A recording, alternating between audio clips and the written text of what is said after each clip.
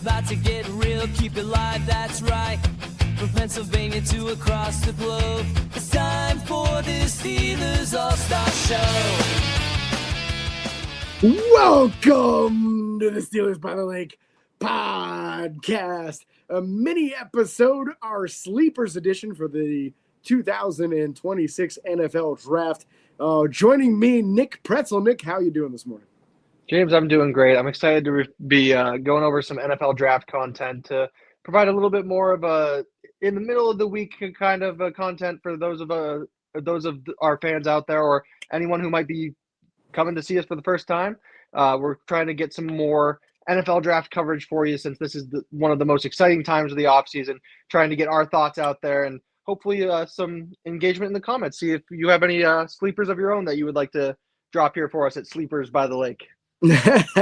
Absolutely. So if you're new to the show, we're doing recordings once a week this time of year, including also mock drafts every Saturday. So Saturday mornings we're recording shows to get those out to you. There's 4 of us co-hosts, Nick and I, doing a little mini series here to keep you in the loop on our thoughts. Today's episode, we're going to go over some of our sleepers for this NFL draft process. So Nick, would you like to give me your first one? We're each bringing 3 to the table today. Absolutely. I'm going to start off with wide receiver Jeff Caldwell, one of the guys that the Steelers brought in for one of their top 30 visits. He's 6'5", 216. Hands are 9 3/4 of an inch. Arms 32, and it looks like 5/8. Ran a 4.31 40-yard dash with a 1.49 10-yard split, so he's got that short area quickness as well. 42-yard vertical and 11 foot 2 inches on the broad jump. Kind of that wide receiver prospect that we're hoping to see in the draft, a guy who's got that quickness that can cause a little bit of separation. And even though he still is a bit of a bigger prospect and brings that physicality, can hopefully be a bit of a technical guy and a route runner that's not really the Pittman or the Metcalf mold. And that's a big need for Pittsburgh this year as wide receiver. So we have to expect that that's going to be on their radar, if not once, maybe even twice in this upcoming draft class. Another one that I feel is going to be big time on the radar for the Pittsburgh Steelers this year is going to be the guard position. My first one from a large school and a large individual, but not a well-known prospect, Micah Morris, the guard out of Georgia. Projected right now to be a late round pick, a 6th or 7th round guy. What is not late round out of him is anything in the measurable department. He's 6'5", 344 at the NFL Combine with 33 5/8 inch long arms, which is incredible length for a guard. That's almost tackle length at that size. So a massive human being. You're thinking he's probably a slow guy, right? Not at all. A 5.09 40-yard dash is very, very fast for a guy that big. And he put up 29 reps on the bench, so the man has been working in the gym, grown man strength already on a young guy. So I feel like if you have the opportunity to take a guy like this late on, if you need some work technique-wise, I'm cool with it. We've got like 4 offensive line coaches on this new offensive line staff, including a running backs coach who is a former offensive line coach, multiple offensive line coaches, a guy that groomed all kinds of late-round picks into quality starters at Green Bay as our number 1 offensive line coach. So I like the thought of grabbing a guy like this who has all the measurables that you could ever ask for. If he needs work on footwork or technique or hand placement, do it, but take a shot at a guy like Micah Morris late. Who's your next sleeper for me, Nick? Love that you got a guy that can move and hopefully will be unable to be moved with the size that he's bringing there. I'm also addressing the offensive line in my sleeper picks here with Riley Malman, offensive tackle out of Wisconsin.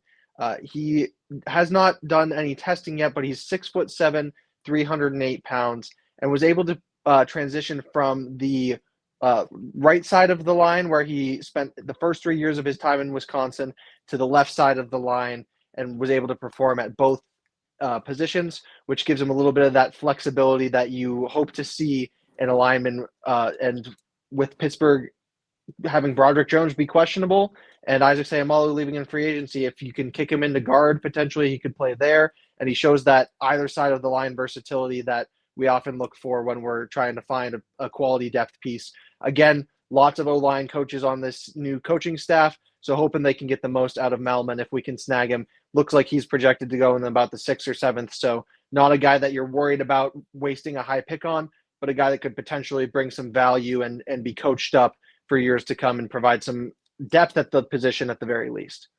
And absolutely, tackle depth is something that Pittsburgh should be interested in this upcoming draft class. We're a little concerned about where that goes once we get past Broderick Jones, once we get past his replacement last season. They put up some good film for us, but still, you need more guys than that. Pittsburgh values flexibility position-wise on the offensive line in a major way, as most teams do. But I like the idea here of a guy who can play on both sides. My next one for the sleeper episode here, stop me if you've ever heard of this before. I like an edge rusher from Wisconsin. I know, it's weird. TJ Watt comes from Wisconsin. Nick Herbig comes from Wisconsin. The next generation, Mason Rieger, not thought of as a high-round pick. If you watch the East-West Shrine Bowl, you would have thought he was a first-rounder. He had 3 sacks in the game. Absolutely incredible performance for him. He's got the size, length, and athleticism that you typically look for in an edge rusher as well. He came in at 6'4" and 5/8", 251 pounds, so nice height, nice size, 32 and 5-inch long arms is pretty good for an outside linebacker. Not elite, but it's not less than you need it to be either. A 4.78 40-yard dash, not the fastest guy in the world, but a 1.6 110-yard split shows good ability to get off the ball and burst. How about his jumps? 40 inches flat on the vertical and 10 foot and 5-inch on the broad jump. So extreme explosiveness, which is exactly what we've seen from Nick Herbig.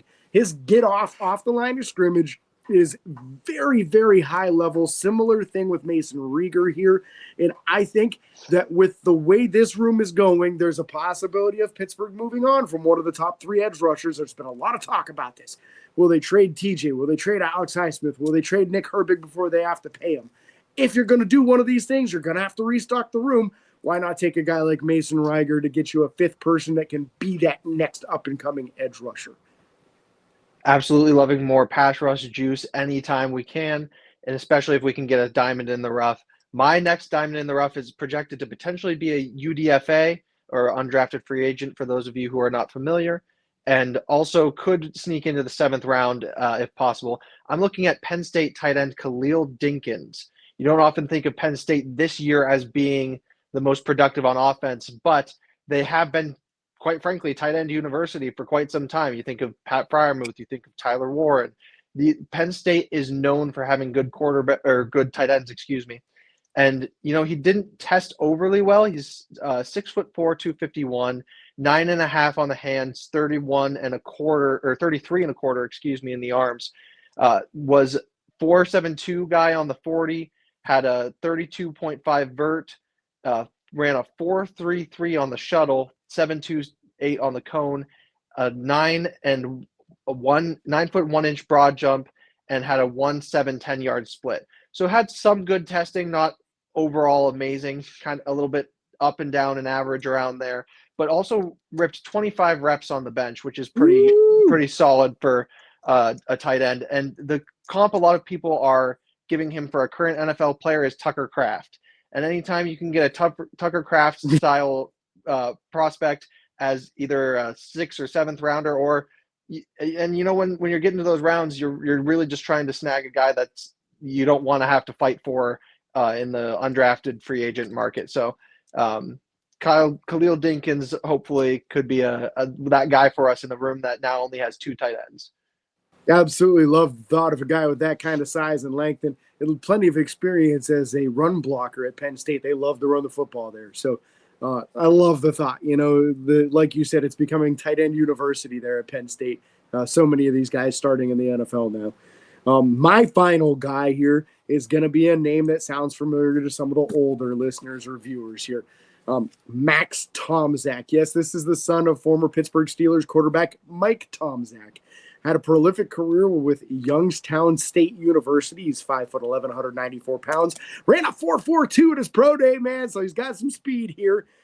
His final season there, he had 70 catches for 1,021 yards and 8 touchdowns. He's got some experience on kick and punt returns as well. And Pittsburgh loves to go with a guy that has a family history and a bloodline of playing in the NFL. We've seen it time and time again here. whether it be with TJ Watt, with Cam Hayward and Connor Hayward, with picking up Nick Herbig after having Nate Herbig on the team already. There's been example after example with Pittsburgh doing this. They love to do it, and they've had a lot of success doing so.